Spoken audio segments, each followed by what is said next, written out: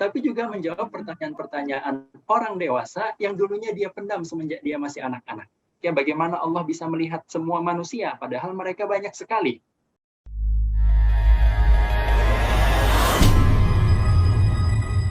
Bismillahirrahmanirrahim. Assalamualaikum warahmatullahi wabarakatuh. Alhamdulillahirabbil alamin wassalatu wassalamu ala Rasulillah wa ala alihi wa ashabihi wa man tabi'ahum bi ihsanin ila yaumiddin amma ba'd. Asyhadu an la ilaha illallah wahdahu la syarikalah wa asyhadu anna Muhammadan abduhu wa rasuluh la nabiyya wa la rasula ba'dah. Pembaca buku Aqwam yang semoga dirahmati Allah Subhanahu wa taala.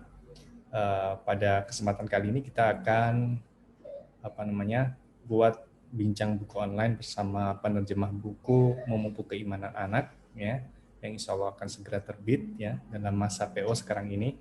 Ya, ini kita buatkan rekaman dari acara yang sudah berlangsung ya. Tapi karena qadarullah ya, semalam itu tidak terekam semuanya, baru terekam di pertengahan ya. Sudah mulai jalan acara, baru terekam ya, baru direkam. Jadi kita buat ulang beberapa bagiannya ya, dan nanti diteruskan dengan acara yang sudah berlangsung, sebagaimana acara yang berlangsung semalam ya. Kita buatkan rekamannya ini, kita upload juga di YouTube. Semoga teman-teman yang tidak berkesempatan pada waktu acara bisa juga melihat atau mengikuti ya apa saja perbincangan kita di acara tersebut ya. Baik, pemirsa yang semoga dirahmati Allah Ta'ala. Ya, sebelum kita masuk ke pertanyaan, tanya jawab dengan atau perbincangan dengan penerjemah yaitu Ustadz Fahmi Alfian, ada baiknya saya sampaikan dulu kurikulum vitae atau biodata dari pemateri ya. Beliau ini bernama Fahmi Alfian, LC ya. Lahir di Samarinda tanggal 27 Desember tahun 1992. Sekarang ya berdomisili di Buraidah City, Arab Saudi, dan riwayat pendidikannya beliau dari SD sampai SMA-nya di Samarinda di kota kelahiran. Ya, SD-nya SD 3 Samarinda tahun 98 sampai 2004, kemudian SMP-nya di SMP 10 Samarinda tahun 2004 sampai 2007, kemudian SMA-nya di SMA 8 Samarinda tahun 2007 sampai 2010. Kemudian melanjutkan D2 Stiba Makassar I'dad Al-Lughah tahun 2011 sampai 2012, dan berkesempatan mendapatkan beasiswa melanjutkannya di Ma'had Al-Lughah Al-Arabiyah Qasim University tahun 2014 sampai 2015, dilanjutkan S1-nya juga di Qasim University untuk jurusan Islamic Studies ya, ini di tahun 2015 sampai 2019, dan alhamdulillah masih berkesempatan melanjutkan S2-nya juga di Qasim University jurusan Sunnah atau Hadis dari tahun 2019 sampai sekarang ya. Gitu. Untuk organisasinya, pengalamannya, yang pertama pernah menjadi sekretaris Rohis Al-Amanah dari SMA 8 Samarinda 2007 sampai 2008, kemudian juga naik jadi ketua OSIS ya, ketua OSIS di SMA 8 juga, SMA 8 Samarinda tahun 2008 sampai 2009. Kemudian ketua P2B yaitu pengembangan dan pengawasan bahasa di Ma'had Stiba Makassar tahun 2013 sampai 2014. Dilanjutkan kemudian menjadi koordinator kerumah tanggaan PPMI Qasim ya 2016 sampai 2017. PPMI adalah Persatuan Pelajar Muslim Indonesia yang berada di ini di Qasim yang di University tadi. Kemudian beliau juga menjadi koordinator Departemen Diklat masih di PPMI Qasim tahun 2017 sampai 2018, dan menjadi ketua DPD Wahdah Islamiyah Qasim ya tahun 2018 sampai 2019, dan sekarang menjadi ketua Dewan Syura PPMI Qasim dari tahun 2020 sampai sekarang. Baik, langsung saja kita simak perbincangan mengenai buku Memupuk Keimanan Anak karya Abdullah bin Hamid Ar-Rakuf ya, bersama penerjemah kita Ustadz Fahmi Alfian LC. Jika ada pertanyaan ataupun komentar silakan disampaikan di kolom komentar di bawah ya. Syukran barakallahu fikum.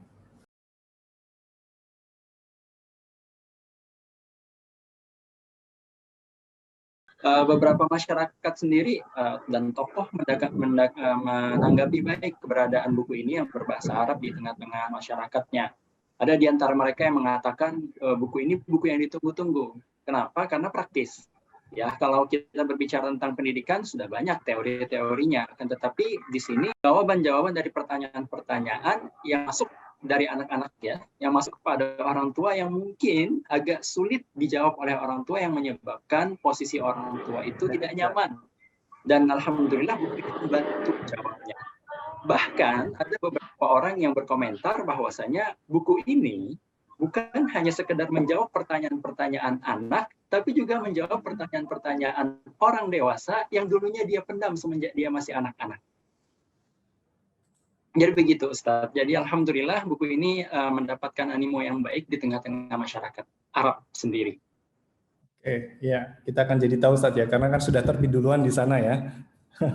Ya, kalau teman-teman juga bisa cek sendiri di Goodreads juga sudah ada beberapa ulasannya, ya. Tapi memang pakai bahasa Arab. Tapi kalau pakai Google kan ada translate-nya juga. Bisa dicek sendiri di salah satunya di Goodreads ya, forum para pembaca buku itu.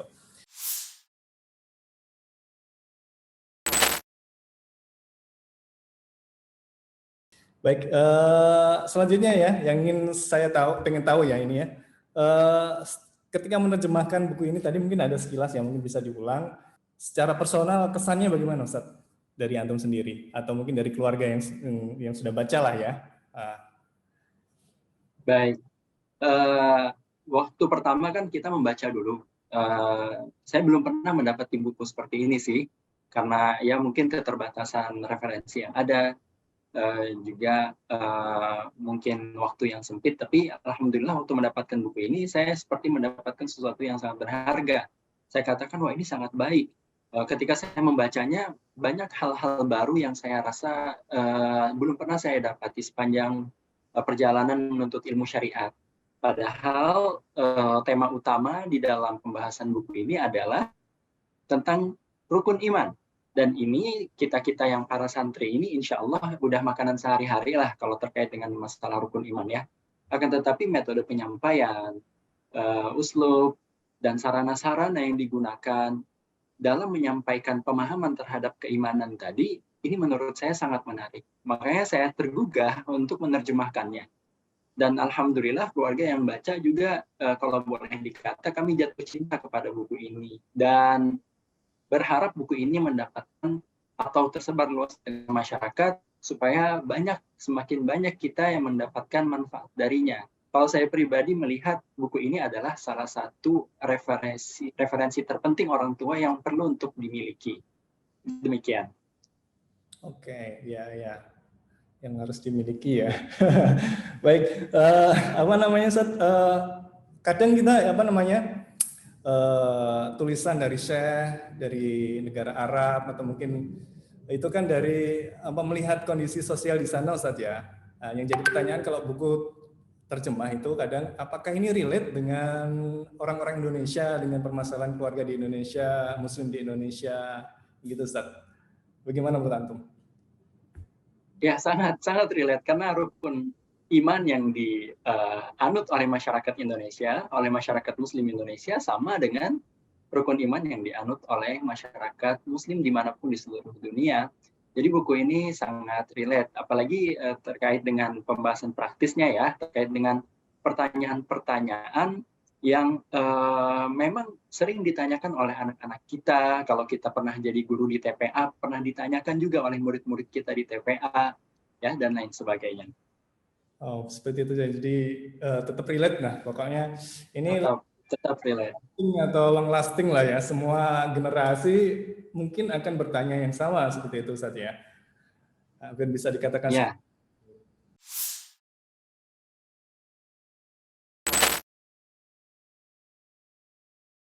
Oke, lanjutnya mungkin ini soal bukunya Ustaz ya, konten dalamnya ini. Isinya apa saja sih Ustaz yang kira-kira penting ya buat menurut antum dan mungkin penting buat pembaca ya, garis besarnya seperti apa dari buku ini? Oh baik, penulis membagi buku ini menjadi dua bagian. Bagian pertama terkait dengan rukun iman yang dibahas secara teoritis, Dan di bagian kedua beliau menyebutkan pertanyaan-pertanyaan atau contoh-contoh pertanyaan-pertanyaan yang disebutkan oleh anak-anak terkait dengan permasalahan keimanan dan bagaimana menjawabnya dan apa yang harus dijawab, ya. Bagaimana menjawabnya dan apa yang harus dijawab. Untuk di bagian pertama, permasalahan-permasalahan tentang pendidikan dan juga pendidikan anak dan pendidikan anak Islam. Jadi secara umum beliau membahas tentang pendidikan itu. Di bagian pertama ini, kalau menurut saya pribadi, tidak hanya cocok untuk seorang ayah, seorang bunda, ya, bahkan seorang kakak pun nampaknya perlu untuk memahami di bagian pertama ini. Juga untuk para pendidik, untuk para guru, ya, para murabbi. Bagian pertama ini sangat cocok dan sangat relevan untuk mereka baca dan mereka pahami dengan baik. Di bagian pertama ada banyak bab. Di antara bab-bab yang beliau sebutkan adalah sarana pendidikan anak. Di sini beliau menyebutkan ada 10 sarana. Di antara 10 sarana ini adalah doa. Kata beliau karena doa ini adalah senjata jitu yang digunakan oleh para pendidik besar seperti para nabi.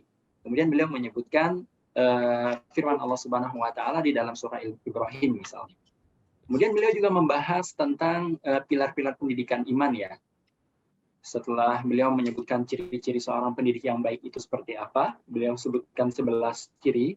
Kemudian beliau menjelaskan tentang pilar-pilar pendidikan di dalam Islam. Pendidikan keimanan itu pilarnya apa saja? Ya, tentang keimanan kepada Allah. Di situ beliau menyebutkan mengapa kita mengajarkan cinta kepada Allah, bagaimana mengajarkan rasa cinta kepada Allah Subhanahu wa taala. Salah satunya beliau mengatakan adalah dengan menceritakan surga yang disediakan oleh Allah Subhanahu wa taala kepada setiap orang yang mengerjakan ketaatan. Demikian juga apabila orang tua, kata beliau, pada saat orang tua sholat, mengerjakan ketaatan, puasakah, sedekahkah, dan lain sebagainya, anak akan bertanya, dan ketika bertanya, hendaknya dikaitkan amalan-amalan tersebut dengan kecintaan kepada Allah dan ketaatan. Karena orang yang cinta akan taat. Dan ketaatan akan mendatangkan kecintaan Allah kepada sang hamba yang mana nanti berbuah surga. Beliau juga membahas terkait dengan pilar yang lain. Di antara pilar-pilar yang lain adalah iman kepada takdir. Nah, iman kepada takdir di sini beliau menyebutkan bahwa seorang pendidik, orang tua atau pendidik itu hendaknya menghindari berbicara tentang permasalahan takdir. Kemudian beliau menyebutkan untuk berbicara terkait dengan takdir di usia dini membuat anak semakin bingung, ya. Maka perlu penjelasan secara sederhana. Yang menarik menurut saya juga terkait dengan pilar yang berikutnya, yaitu keimanan terhadap hari akhir, ya, hari kiamat. Kalau ada kasus kematian di sekitar anak, ya, ada orang meninggal misalnya, ada orang terdekat meninggal dunia dan anak menyaksikan, bagaimana orang tua menjelaskan fenomena kematian itu. Beliau menegaskan di sini orang tua hendaknya tidak berdusta, mengatakan itu hanya pergi, hanya tertidur dan lain sebagainya, nanti akan kembali lagi. Tidak, kata beliau, harus jujur dalam menyampaikan fakta yang ada terkait dengan permasalahan keimanan, supaya anak mengerti dan menghadapi kematian itu dengan benar, memahami konsep kematian itu dengan benar. Beliau juga menjelaskan tentang penyebab kenapa anak banyak bertanya. Bukan hanya sekedar rasa ingin tahu yang menggumpal di dalam kepala anak, akan tetapi juga di balik itu semua anak ingin menyampaikan eksistensi dirinya kepada orang tua. Di balik itu semua, di balik pertanyaan-pertanyaan anak, kata beliau, sejatinya sang anak meminta untuk diayomi, meminta untuk diperhatikan, meminta untuk didengarkan. Dalam suaranya menyampaikan pertanyaan-pertanyaan terkait dengan keimanan. Di balik itu semua, ya, ada hal-hal lain, ada hal-hal yang tersembunyi. Nah, beliau juga menjelaskan tentang jenis-jenis pertanyaan anak. Ada pertanyaan yang sifatnya linguistik terkait dengan mengapa ini diberi nama seperti itu, kenapa Nabi Muhammad diberi nama Muhammad, dan lain sebagainya, ya. Ada juga pertanyaan yang bersifat eksistensial seperti kita ini dari mana asalnya, kemudian nanti setelah mati kita kemana, dan lain sebagainya. pertanyaan-pertanyaan yang unik dari anak. Dia juga membahas tentang beberapa cara berinteraksi dengan pertanyaan-pertanyaan anak. Ada pertanyaan anak yang sifatnya mendesak. Ciri-cirinya kata beliau, pertanyaan ini adalah pertanyaan yang melahirkan pertanyaan-pertanyaan runtutan setelahnya. Atau pertanyaan ini biasanya ditanyakan bukan hanya kepada satu anggota keluarga, kadang ditanyakan kepada kakaknya, ditanyakan kepada neneknya, bahkan ditanyakan kepada paman dan kawan-kawannya. Ini pertanyaan yang sifatnya mendesak. Ada juga pertanyaan yang sifatnya insidentil, apabila dialihkan dengan pembicaraan yang lain, maka pertanyaan itu akan terlupakan. Kata beliau, pertanyaan jenis pertama ini tidak boleh diabaikan.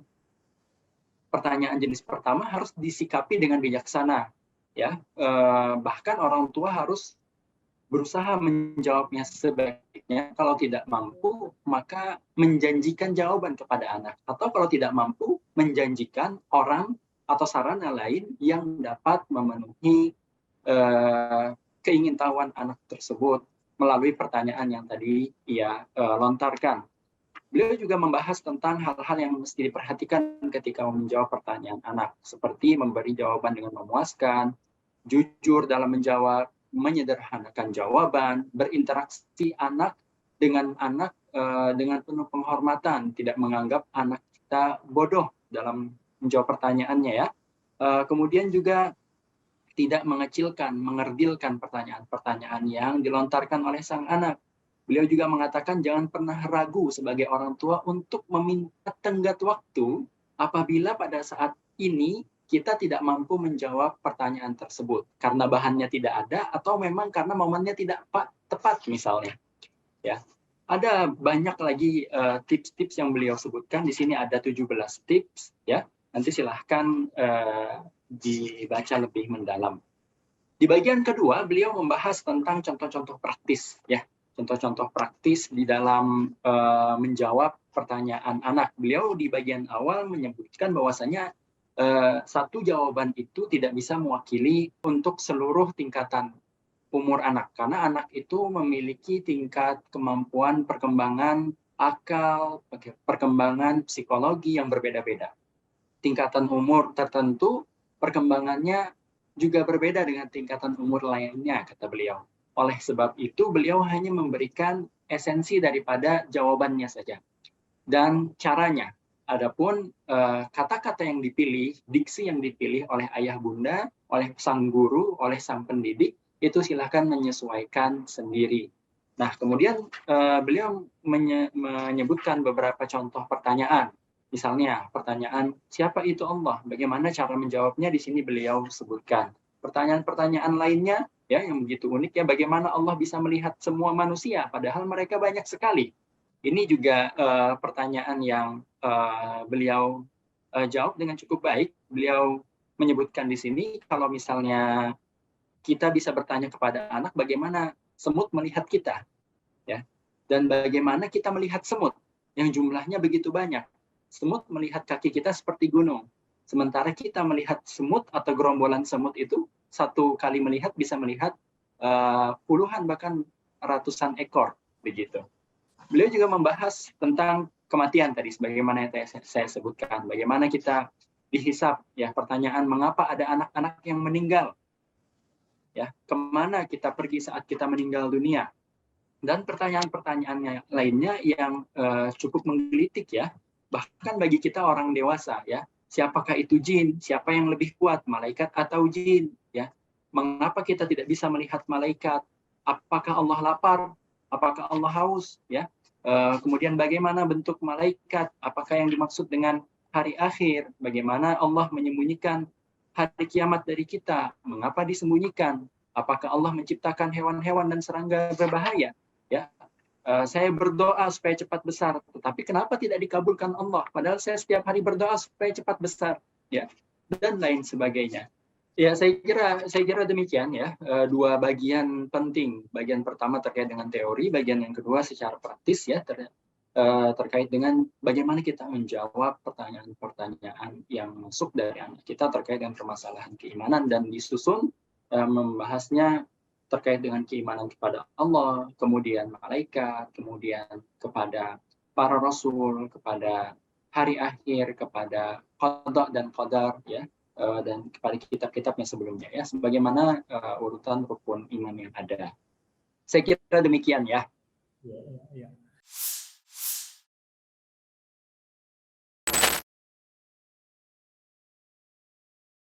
Ya, jadi tadi sudah ada spill ya isinya. Sebenarnya kita sudah ini sih sudah share apa namanya daftar isi Ustaz di media-media kami itu sebenarnya. Oh, seperti apa sih gambaran isinya, daftar isinya itu apa saja ya. Teman-teman mungkin bisa baca lagi ya, apakah ini benar-benar sesuai untuk apa namanya dimiliki dan sebagainya. Silakan nanti bisa dicek sendiri lagi.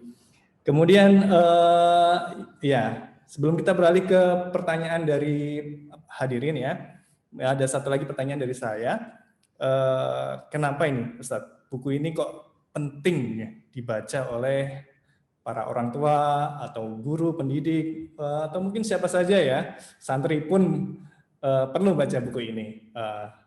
Monggo, Ustaz. Ya, karena dia terkait dengan rukun iman. Kita tahu bersama kalau kita bayangkan rukun iman ini atau keislaman kita itu seperti pohon, maka rukun iman itu adalah akar-akarnya. Akarnya 6. Kemudian menjulang dari pokoknya ada ranting yang 5, yaitu syahadat, sholat, puasa, haji, dan zakat. Ya, kalau misalnya salah satu rantingnya patah, ya tidak terlaksana, misalnya seperti haji tidak bisa kita laksanakan, pohon masih tetap berdiri dengan baik. Akan tetapi apabila salah satu rukunnya, yaitu akarnya ini rusak, dia menyerap sesuatu yang salah, maka pohon itu juga akan rusak. Terutama di masa-masa tumbuh kembang anak di awal-awal kehidupannya, yang mana mereka itu seperti kertas putih, ya, kertas putih yang siap diberi coretan apapun. Yang kedua, buku ini juga membantu secara praktis kepada orang tua untuk menjawab. Ya, kadang-kadang kita ditanya oleh anak kita tentang sesuatu, kita bingung mau cari di mana. Beliau sendiri ketika menjelaskan tentang buku ini, ya, penulis sendiri ketika menjelaskan buku ini, beliau bilang, saya coba pada masa-masa awal pernikahan beliau ditanya oleh anaknya tentang suatu permasalahan keimanan, kemudian beliau mencari di di browser, ya, di search engine. Kemudian di sana didapati beberapa jawaban-jawaban yang mana jawaban itu menyesatkan, sesat lagi menyesatkan. Olehnya memang dibutuhkan sebuah buku yang bisa menjadi pedoman referensi cepatlah bagi orang tua apabila tiba-tiba ditanya nih sama anaknya. Jadi bisa langsung buka bukunya, oh ini kayaknya ada, dibahas seperti itu. Yang ketiga, buku ini juga bukan sekedar untuk anak-anak, ya. Di bagian awal ketika beliau menyebutkan pilar-pilar pendidikan keimanan, beliau memang menyebutkan tentang rukun iman yang mana itu adalah topik-topik utama pembahasan kita dengan anak kita. Ya. Jadi boleh dikata di sini juga kita diajari sebelum kita diajari menjawab, diajari tentang inti-inti permasalahan keimanan dalam rukun iman yang 6 sebelum kita diajari menjawab atau cara menjawab yang benar dan baik untuk anak kita. Demikian. Iya, menarik sekali perbincangannya tadi. Ini ada beberapa pertanyaan lagi dari dari hadirin ya. Saya pilihkan Ustadz ya. Ya. Baik. Yang pertama dari Bu Justina Setia. Ini beliau menanyakan ya, memberikan pernyataan ini, beliau ada testimoni. Ya benar bahwa sekilas lihat dari daftar isi buku ini, insya Allah menjawab pertanyaan kami saat masih kecil. Jadi ya, saya dan hadirin sekalian mungkin banyak yang kita punya dikasih dianugerahi dengan akal, dengan rasio ya. Kadang ada kepikiran-kepikiran yang kalau culture kita orang Indonesia mungkin tidak sebegitu berani bertanya atau mengekspresikan apa yang ada di benak kita saja. Cuman mungkin ada yang sampai dipendam sampai tua dan lain sebagainya, dan ya ini beliau juga menyatakan seperti itu ya, menjawab pertanyaan kami saat masih kecil kalau dilihat dari daftar isinya ya. Terus beliau bertanya, Bu Justina bertanya, adakah kesulitannya saat menerjemahkan buku ini, Ustaz? Monggo, itu yang pertama dulu. Oh, untuk kesulitan banyak sekali karena konsentrasi studi saya adalah ilmu syariat, secara khusus ke ilmu sunnah Nabi, ilmu hadis secara khusus ilmu hadis ya. Jadi ini ada sesuatu yang cukup jauh daripada konsentrasi ilmu yang saya geluti pada saat ini. Jadi dalam menerjemahkan ini saya beberapa kali bolak-balik membuka kamus peristilahan dalam bidang pendidikan dan juga bidang psikologi, dan itu membuat saya belajar sebenarnya banyak hal baru yang saya dapati dari proses penerjemahannya. Itu saja kesulitannya, saya kira. Oke, tapi belum lupa bahasa Indonesia, Ustaz ya? Alhamdulillah. Saya kira kesulitan bahasa Indonesia apa ya sampai lupa gitu. Enggak sampai seperti itu ya. Terus yang kedua ini, enggak. Justina, ini apakah pertanyaan-pertanyaan yang ada tadi itu apakah asli dari anak-anak gitu? Mungkin ini yang jawab sebenarnya penulisnya ya sebenarnya, tapi mungkin Ustadz bisa mewakili beliau. Di dalam buku ini beliau sendiri menyebutkan bahwasanya ada baiknya kita mengumpulkan pertanyaan dari anak-anak. Ya, bahkan kalau saya lihat itu nampaknya berasal dari pengalaman beliau, pertanyaan-pertanyaannya. Bahkan kalau dalam bahasa Arab sendiri, kalau kita buka bukunya dalam bahasa Arab, nampak cara bertanyanya adalah cara bertanya anak-anak. Susunan kata yang dipilih juga susunan kata yang dipilih oleh anak-anak. Begitu sederhana, begitu.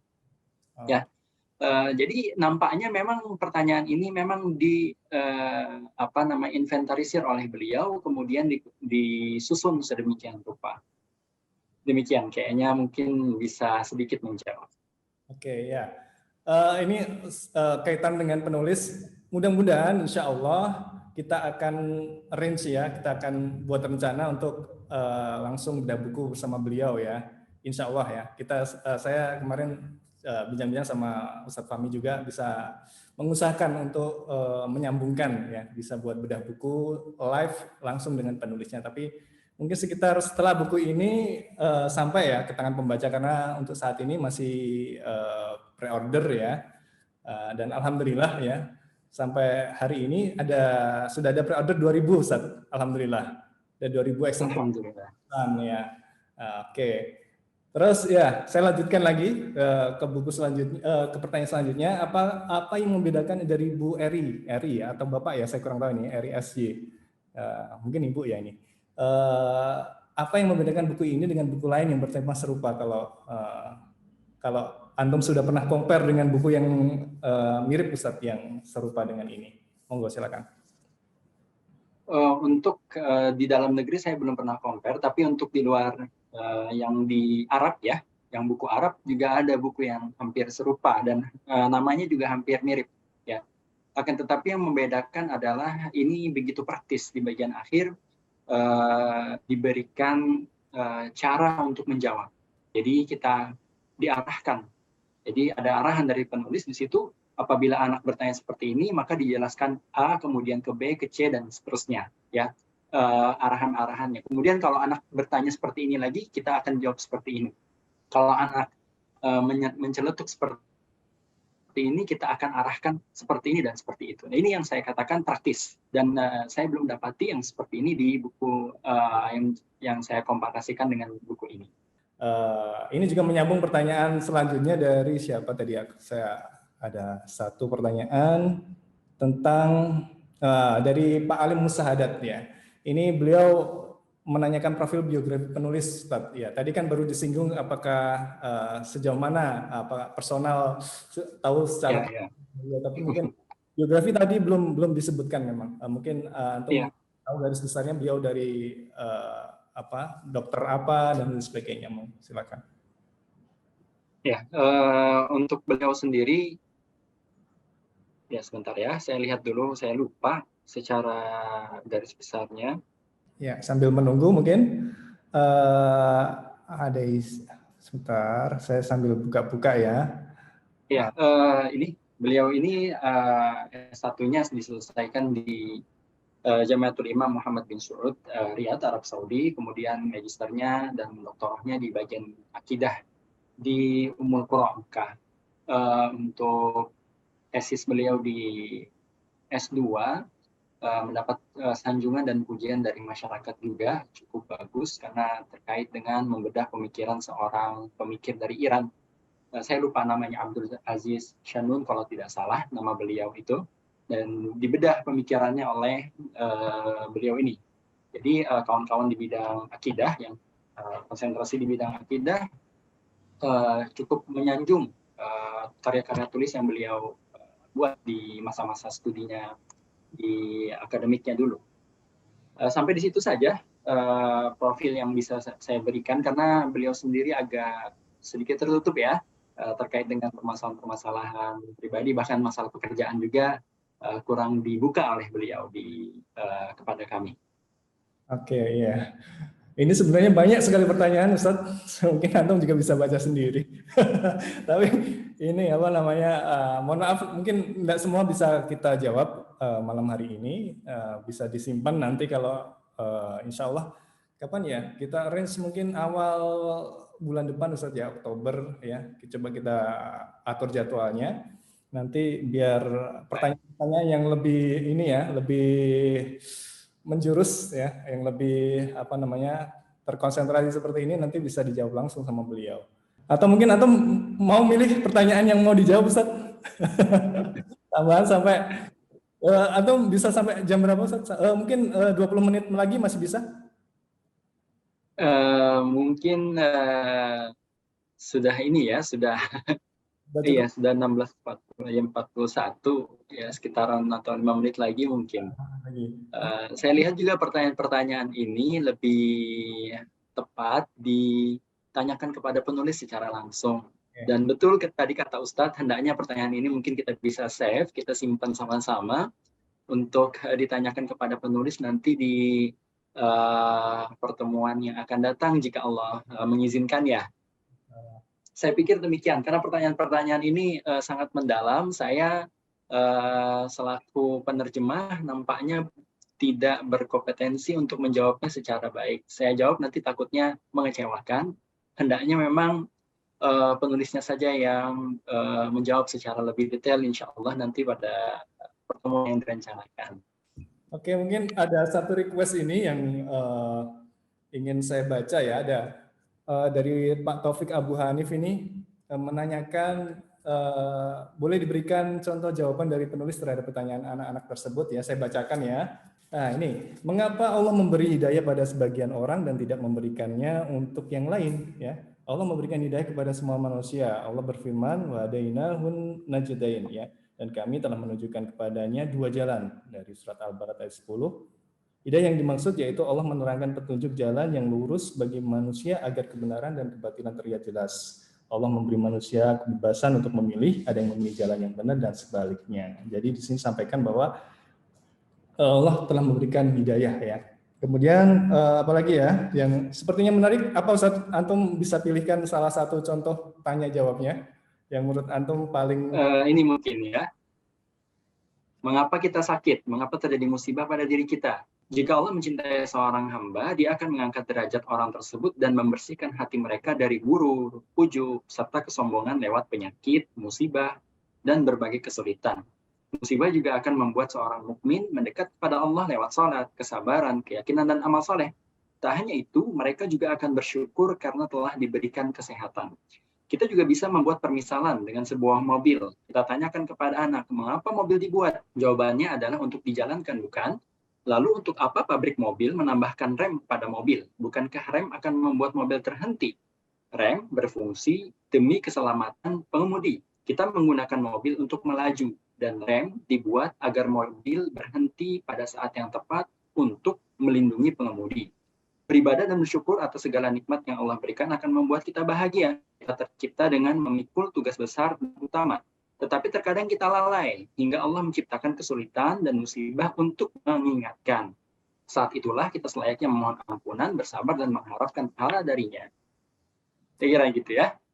Ya, itu tadi ya contoh tanya jawab ya. Jadi memang jawabannya ini seperti guide ya, seperti panduan saja. Intinya, esensinya seperti apa? Silakan nanti Bapak Ibu kembangkan sendiri bahasanya, mengikuti apa namanya usia anak, pemahaman anak, seperti itu Ustaz ya. Ya. Oke. Baik, alhamdulillah ya sudah cukup panjang ya hari ini malam ini. Mungkin sebagai closing statementnya Ustaz sebelum kita akhiri. Saya pribadi berharap buku ini mendapatkan respon yang baik dari masyarakat. Semoga saya melihat di diri penulis, dan Allah yang lebih tahu. Saya lihat dari diri penulis memang ada keikhlasan dari beliau untuk menyebarkan ini ke tengah-tengah masyarakat. Bahkan saya lihat sudah ada juga audio booknya yang disebarkan secara cuma-cuma di tengah-tengah masyarakat Saudi.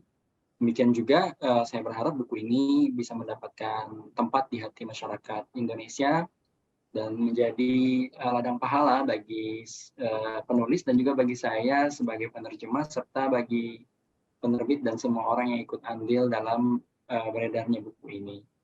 Semakin banyak anak-anak yang terpuaskan, pertanyaan-pertanyaan menggelitik terkait dengan keimanan, semoga semakin stabil kondisi kejiwaan mereka, semakin matang pemikiran keagamaan secepat mungkin, dan mudah-mudahan generasi berikutnya akan semakin menjadi manusia yang lebih patut atau lebih hebat dalam memikul amanah Allah, yaitu amanah menjadi khalifah di atas muka bumi ini. Saya kira demikian. Baik ya, demikian tadi ya bincang-bincang kita dengan penerjemah ya. Sebelumnya saya juga mau nutup ya sebagai apa namanya perwakilan penerbit ya. Ini bagian promo terutama. Terima kasih ya atas atensinya pada kesempatan malam hari ini ya. Kami juga berharap ya buku ini juga sebagai wasilah atau ikhtiar dari kita juga, usaha kita untuk bisa apa namanya membantu memberikan solusi pada masyarakat, pada keluarga muslim yang membutuhkan, karena di zaman sekarang ya sangat banyak tantangannya ya buat anak-anak kita menghadapi zaman ini. Kemudian juga informasi itu dari mana saja bisa mempengaruhi pemikiran juga banyak yang gampang diakses sekali, dan itu tentu mengkhawatirkan kita sebagaimana kemarin kita share konten yang banyak juga yang suka itu tentang salah satu ayat di surat Hud ya yang menceritakan perpisahan Nabi Nuh dengan anaknya waktu banjir besar ya. Itu kalau kita baca biasa memang kayaknya ini ya nggak ada kesannya, tapi pas ada qari'nya, syekhnya imam dan baca itu dan kita lihat ada terjemahannya ya, terjemahan artinya, kita jadi tahu seperti apa ya kalau berpisah dengan keluarga, dengan anak sendiri yang sudah dibesarkan dengan penuh kasih sayang di akhir hayatnya kita, dan dia berbeda keimanan ya, seperti itu tuh sungguh gimana gitu kan ya. Mudah-mudahan tidak terjadi dengan keluarga muslim kita ya, semua muslim di Indonesia. Kemudian juga kita bisa, apa sih yang perlu kita lakukan adalah mencegahnya ya, dengan apa? Dengan ya anak bertanya kita jawab ya, dengan sepatutnya, dengan yang semestinya seperti itu. Tidak asal menjawab, tapi juga tidak sampai mengabaikan, apalagi sampai mengabaikan ya, seperti itu. Karena itu mungkin bisa jadi ganjalan sampai besar ya. Kita sendiri mungkin juga mengalami seperti itu, banyak pertanyaan tapi kita nggak berani ngomong, nggak berani tanya karena takut dijudge dan sebagainya. Mungkin di generasi kita, generasi yang semakin kesini itu anak-anak sudah mulai dibiasakan kritis, boleh bertanya apa saja dan orang tua siap menjawabnya, seperti itu ya Ustaz ya. Oke, ya selamat selamat membaca nanti yang sudah pesan ya, sudah pre-order, ditunggu bukunya sampai ya, dan nantikan acara semacam ini ya, bincang buku online lagi untuk buku yang lain, maupun insya Allah ketemu lagi dengan Ustadz Fahmi sebagai penerjemah nanti kalau kita dapat jadwalnya dengan dengan penulis langsung ya. Bisa ditunggu ya, bisa dilihat nanti di share beritanya, postingan di media sosial kita, atau mungkin dari kenalan Bapak Ibu sekalian yang jadi reseller ya. Yang pengen punya dan pengen pesen, boleh silakan ke reseller yang dikenal masing-masing ya. boleh silakan nanti menghubungi resellernya masing-masing yang dikenal ya, yang terdekat ya. Silakan. Itu dulu untuk malam hari ini ya. Banyak sekali ya kebahagiaan dan terima kasih terutama untuk Ustadz Fahmi Alfian yang sudah mau bergabung menyempatkan waktunya. Mudah-mudahan studinya lancar selesai tahun ini Ustadz ya.